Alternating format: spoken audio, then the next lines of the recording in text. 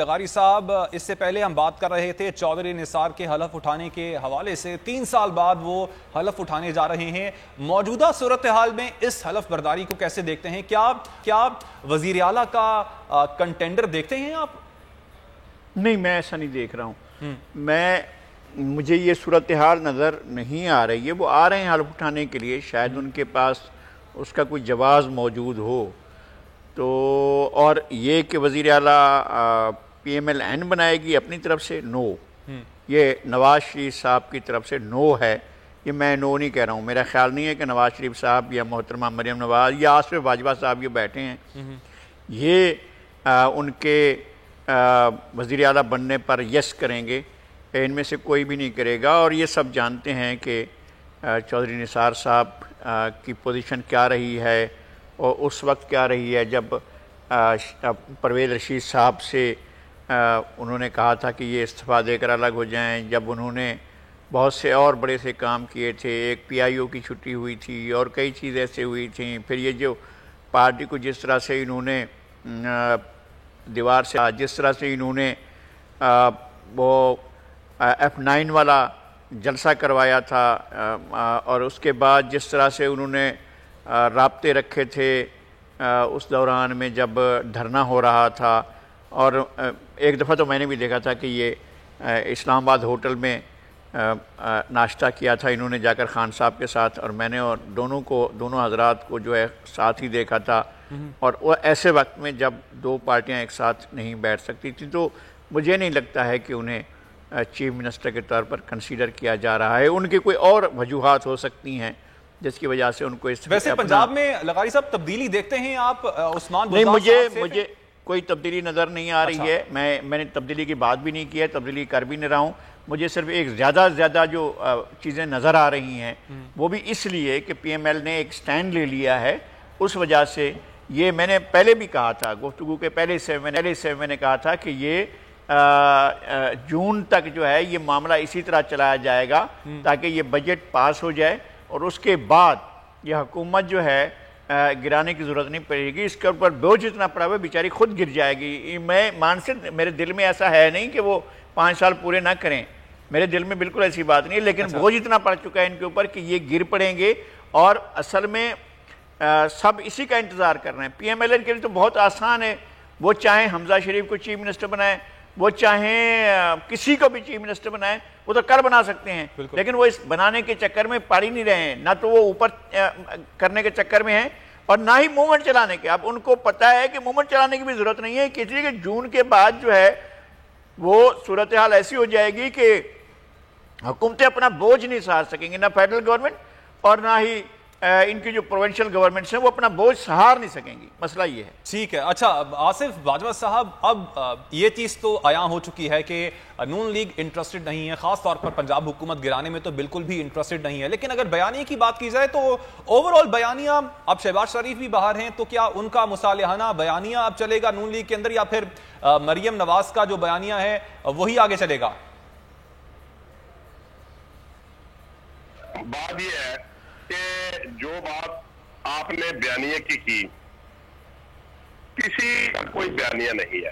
پاکستان مسلم league نواز میں صرف ایک ہی شخص کا بیانیہ ہے، اس شخص کا نام ہے میاں محمد نواز شریف۔ اچھا، ابھی چند دن پہلے بڑی لہدیں ہو رہی تھی، شیخ رشید صاحب جو ہے وہ فرما رہے تھے کہ جی نون اور نکل رہی ہے، شین نکل رہی ہے، اور اس میں میم نکل رہی ہے، اور وقت نے یہ ثابت کیا کہ نون میں سے نہ شین نکلی ہے اور نہ میم نکلی ہے، لیکن پی ڈی ایم سے پی پی پی ضرور نکل گئی۔ اور سر جو آپ بیانیے کی بات کر رہے ہیں، نواز شریف کا بیانیہ تو کچھ اور تھا، بہت سے نام بھی لیے گئے تھے ان کی جانب سے۔ اب شاہد خاقان عباسی کہتے ہیں کہ ہماری صلح ہو گئی ہے، اور اب جب ایک جانب اور بات ہو رہی ہو، دوسری جانب صلح کی بات ہو رہی ہو، تو پھر ایسی سوال تو اٹھیں گے نا کہ بیانیہ آخر ہے کیا؟ نہیں، ایکچولی انہوں نے جو بات کی تھی نا شاہد خاقان عباسی صاحب نے، انہوں نے ایسا نہیں کہا تھا کہ ہماری صلح ہو گئی ہے، انہوں نے یہ کہا تھا کہ ہماری اداروں کے ساتھ کوئی لڑائی نہیں ہے۔ اچھا، یہ بات انہوں نے کی تھی۔ تو نواز شریف صاحب تو کہتے ہیں، مریم نواز صاحبہ بھی کہتے ہیں کہ ہماری لڑائی عمران خان سے ہے ہی نہیں، وہ تو کہتے ہیں کہ ہماری لڑائی اداروں کے ساتھ ہے۔ دیکھیں، نہیں، اداروں کی بات نہیں کی تھی، کسی دیکھیں میاں نواز شریف صاحب کی اگر آپ نے تقریر سنی ہوگی نا سر تو اس میں بھی کسی شخص کا نام لیا تھا انہوں نے, کسی انسٹیٹیوشن کا نام نہیں تھا لیا. بڑی قابل غور بات ہے اور میں یہ سمجھتا ہوں کہ کامران صاحب آپ بڑے سمجھدار آدمی ہیں, آپ کو سمجھانے کی ضرورت نہیں ہے. فرد کا نام لینا اور بات ہے اور انسٹیٹیوشن کا نام لینا اور بات ہے. لیکن مریم نواز صاحبہ نے یہ ضرور ایک جلسے میں کہا تھا کہ ہماری لڑائی عمران خان کے ساتھ نہیں ہے, ادارے کے ساتھ ہی لڑائی ہے. چلے یہ سم ٹائم ایسے الفاظ نکل سکتے ہیں, کہا ہوگا. میں چونکہ اگر آپ نے یہ بات کیا تو یقیناً آپ کے پاس اس کی کوئی فوٹیج ہوگی, کوئی اس کی ریکارڈنگ ہوگی. میں آپ کی بات کو ڈینائی نہیں کرتا, لیکن جب آپ نے دیکھا کہ جب بھی ادارے کے متعلق بات ہوئی, میاں نواز شریف صاحب نے کہا کہ جو لوگ شہداء ہیں, جن لوگوں نے اس ملک کی سرحدوں کی حفاظت کی ہے, جن لوگوں کی قربانیاں اس قوم کے لیے, میں ان کو سلام پیش کرتا ہوں. آئی سلیوٹ ہیم, آئی سلیوٹ. یہ ان کا بیانیہ جو ہے نا وہ ہے ووٹ کو عزت دو, اور ان کے بیانیوں کو دوام حاصل ہے. اور جو پاکستان مسلم لیگ نون کا ورکر ہے وہ میاں نواز شریف کے بیانیے پہ مر مٹنے کو تیار ہے. آپ نے دیکھ لیا, MA75 میں بھی دیکھ لیا. چلے کراچی میں جو ہوا تو ہوا, جس طریقے سے بھی سارے معاملات ہو گئے. وزیر آباد میں بھی آپ نے دیکھ لیا, MA75 میں بھی دیکھ لیا, KP میں بھی ان کی سیٹ تھی جس کو PTI والوں نے کہا کہ یہ جی ہماری. سر ان کو آپ اس حکومت کی پرفارمنس سے اٹیچ کر سکتے ہیں, شاید آپ نواز شریف کے بیانیے سے اس چیز کو اٹیچ نہیں کر سکتے. ادروائز اگر بیانیے کی ہی جنگ تھی تو 2018 میں آپ لوگ جیت جاتے ہیں. نہیں, ہمارے ساتھ موجود رہیے گا. ندیم قریشی صاحب, آپ ویسے پریشان ہیں جب بات کی جاتی ہے سابق وزیر اعظم شاہد خاقان عباسی کی جانب سے کہ اب ان کی اداروں سے صلح ہو گئی ہے؟ اصل میں یہ میں سمجھتا ہوں اتنے کنفیوز سٹیٹمنٹس دیتے ہیں. ابھی باجوہ صاحب نے پہلے کچھ اور سٹیٹمنٹ تھی, جب آپ نے انڈورس کیا تو انہوں نے آپ کی بات مان لی. میں باجوہ صاحب سے بھی ریکویسٹ کروں گا بسط احترام کہ یہ مریم نواز صاحبہ کی تمام تقاریر سنیں پچھلے 2.5 سال کی, اور نواز شریف صاحب کی بھی سنیں. اور میں تو ایک پولیٹیکل ورکر ہوں, مجھے بھی تھوڑا سمجھا دیں کہ کوئی شخص جب کسی ادارے کا سربراہ ہوتا ہے تو وہ ادارے کی نمائندگی کر رہا ہوتا ہے. مطلب انہوں نے ہر وہ تیر اپنے ترکش سے چلانے کی کوشش کی جس سے ان کو مطلوبہ نتائج حاصل ہو سکے. جب انہوں نے دیکھا کہ انگور کھٹے ہیں تو انہوں نے اپنی سٹیٹمنٹ چینج کرنی شروع کی پچھلے کچھ عرصے سے. اور میں جہاں تک مجھے تھوڑا سا پالیٹکس کا ایکسپیرینس ہے, یا کوئی بکس پڑھنے کا, یا لغاری صاحب جیسے سیزنڈ لوگوں کو سننے کا, پڑھنے کا اتفاق ہوا, پاکستان میں ادارے آج ماضی کی نسبت بہت آزاد ہیں. ہر ادارہ اپنا اپنا کام کر رہا ہے. یہ ہم پولیٹیکل لوگ ہوتے ہیں جو اپنے پرسنل گولز کے لیے اداروں کو کوشش کرتے ہیں چیزوں میں انوالو کریں, ان کو انگیج کرے اور مطلوبہ نتائج حاصل کرے. ہمیں جہاں تک پریشانی ہے, پریشانی صرف ایک ہے کہ پاکستان کے عام آدمی کی حالت بہتر ہو جائے, سسٹم آگے بڑھے, سسٹم چلے. اور آج میں سمجھتا ہوں جس وقت میں اور آپ پروگرام کر رہے ہیں, ہمارے لیے خوشخبری ہے الحمدللہ.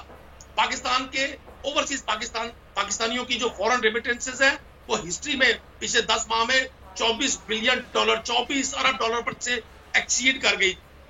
پاکستان کے نیشنل ریزرو ہسٹری کی بلند ترین سطح پر پہنچے ہوئے ہیں. پاکستان میں پنجاب میں جو 5 میجر کراپس ہیں ان میں 30 to 50% انکریز ہوئی ہے ان کی پروڈکشن میں, چونکہ عام آدمی تک ہم یہ بات نہیں جانے دیتے.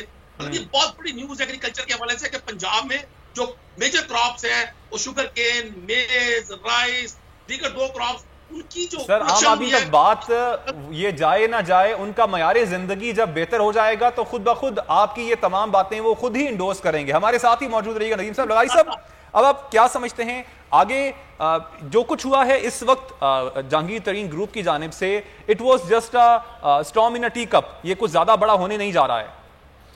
نہیں, یہ ایسا نہیں تھا کہ کوئی بازیچہ اطفال تھا جی, بچے کھیل رہے تھے, چلو بھائی بادشاہ بنتے ہیں, چلو جی وزیر بنتے ہیں, چلو جی ایک دوسرے کے خلاف ہوتے ہیں, چلو جی ایک دوسرے کے ساتھ ہوتے ہیں. ایسا نہیں تھا, بچوں کا کھیل نہیں تھا. سبسکرائب کریں اور بیل دبائیں تاکہ کوئی خبر رہ نہ جائے.